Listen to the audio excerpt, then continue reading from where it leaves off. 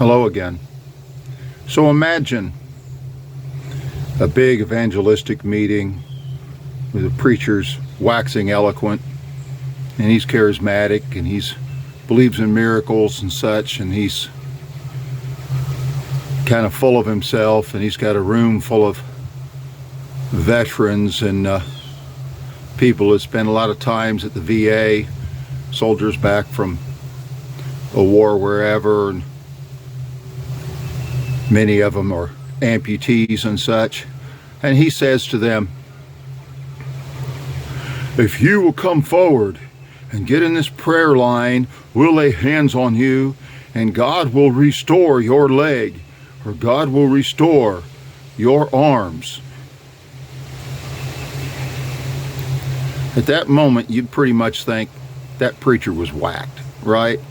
I mean, you know. Getting saved,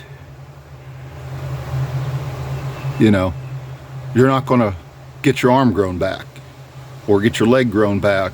You still have to deal with that's gone for life, okay? Now, that's an imaginary story. But I've actually been there when the preacher said, you ladies, if you will come forward, we'll pray for you and God will restore your virginity. Really? Really? No. Like having your arm chopped off. And if you got both your arms, you're a double amputee, and you come to Christ, you know what? That still is not going to make you able to learn to play piano. And you had something to go in and play music in your marriage. But it'll never be what it would have been, even though you became a Christian. Because, like an amputee, you don't have it anymore. It's gone. We need to train our children to respect their virginity, to honor it, to understand the importance of it. Our generation's lost.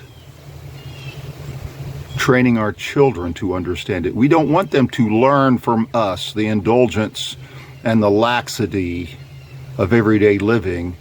You try to teach these kids these in Sunday school, but then you send them to public school all week, and they're around this whole world of people who think differently than what you taught them in Sunday school. So, how do you think they're going to turn out? We need to train our children to respect that if we're going to get the kind of generations we talk about in theological circles. If we're going to have the kind of families and then civilization, because civilization begins with family. Another note here, consider, make a big deal out of Christmas. Really excited about giving your children this present and that present, and the child's all excited about what he's going to unwrap on Christmas morning. And then on Christmas morning, your son comes out, and there's that box that has his present. He's been seeing it under the tree all week, and as he comes out, he looks at it, and suddenly he knows that every kid in the neighborhood has unwrapped that toy and played with it and then rewrapped it for the last 2 weeks. He's not so enthusiastic about unwrapping that present because the magic is gone.